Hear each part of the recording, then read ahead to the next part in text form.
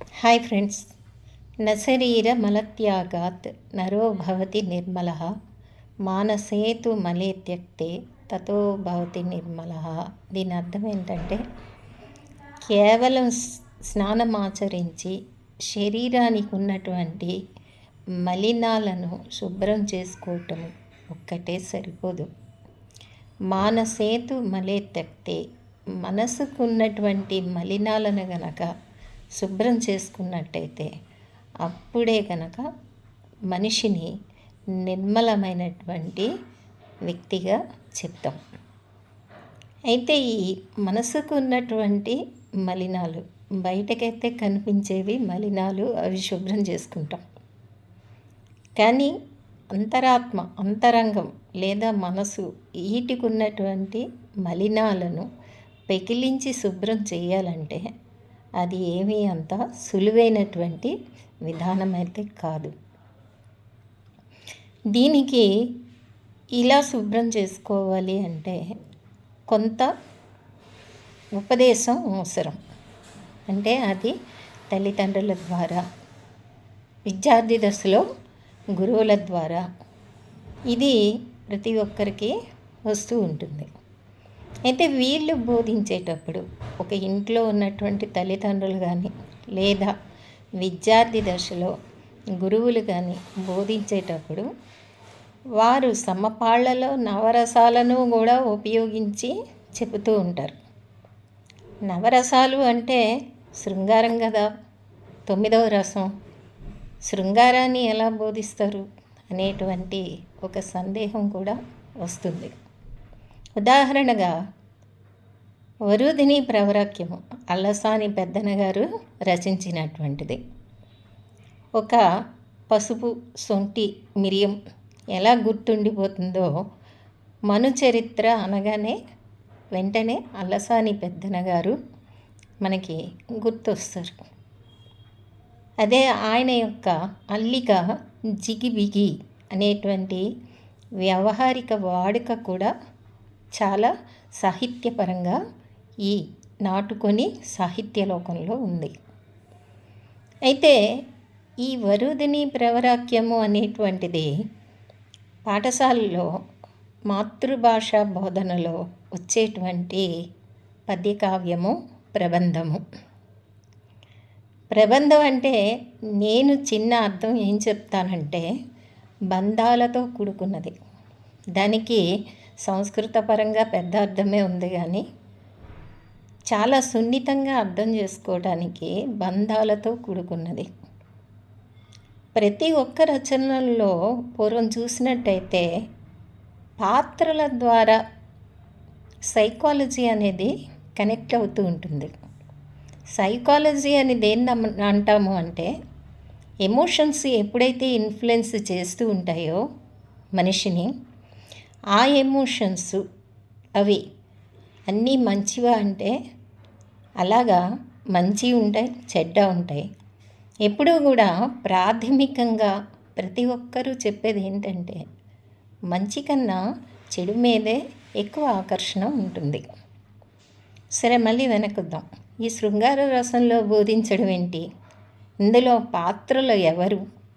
వరుధిని అనేటువంటి అప్సరస, అలాగే ప్రవరాఖ్యుడు అనేటువంటి ఒక బ్రాహ్మణ జాతి యువకుడు.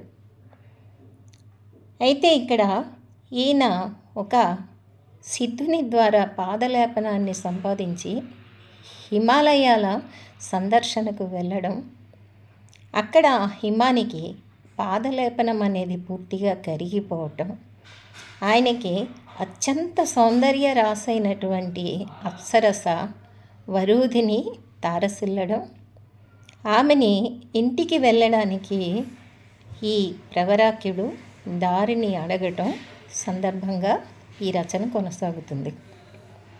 అయితే వరుధిని కోరిక వేరు, ప్రవరాఖ్యుని తలపు వేరు.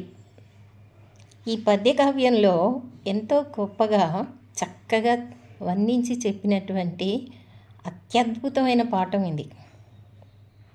అయితే చివరిలో అంతా చక్కగా నడిచి వర్ణనలతో మనోహరంగా అనేకమైనటువంటి మానసిక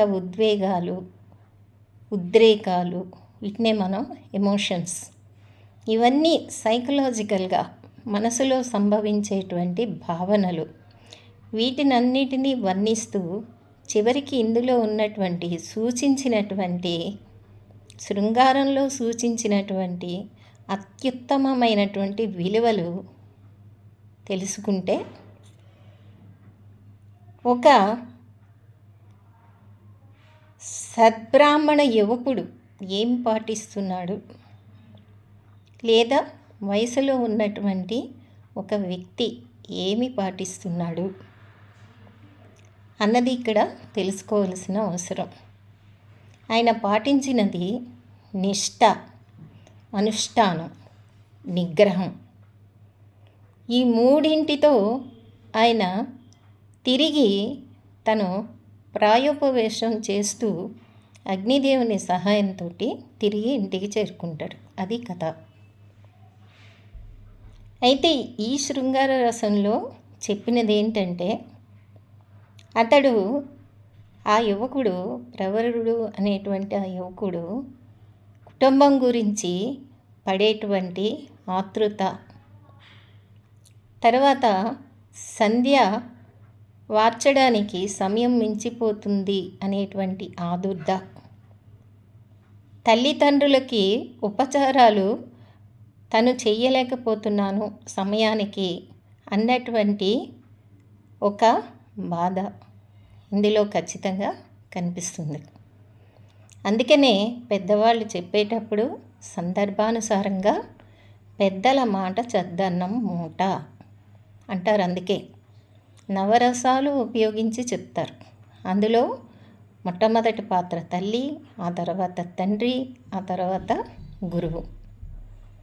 ఇప్పుడు ఉన్నటువంటి నేపథ్యంలో ఇంకా మనం వీళ్ళని ముగ్గురిని కనుక దాటి ఆలోచిస్తే హితులు, సన్నిహితులు, శ్రేయోభిలాషులు, వీరు ఎవరైనా సరే మంచిని బోధించినట్టయితే వెంటనే ఏమనిపిస్తుంది అంటే, వీళ్ళేంటి మాకు చెప్పేది, మాకు తెలీదా అనేటువంటి ఒక భావన బాగా స్థిరపడిపోయింది. దాన్ని పక్కన పెట్టినప్పుడు ఆ హితమైనటువంటి వ్యాఖ్యలు, సన్నిహితమైనటువంటి బోధలు, శ్రేయోభిలాషుల యొక్క వారి ఆప్యాయత, తల్లిదండ్రులు చూపించేటువంటి చక్కని మార్గము, గురువులు బోధించేటువంటి ఉచితమైనటువంటి ఒక నడవడిక, ఇవన్నీ కూడా మనిషిని సక్రమంగా నిలబడతాయి.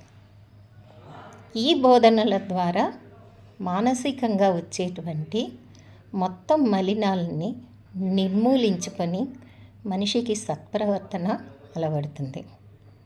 Thank you friends. ఈ వీడియో కనుక మీకు నచ్చితే సబ్స్క్రైబ్ చేయండి, లైక్ చేయండి, షేర్ చేయండి.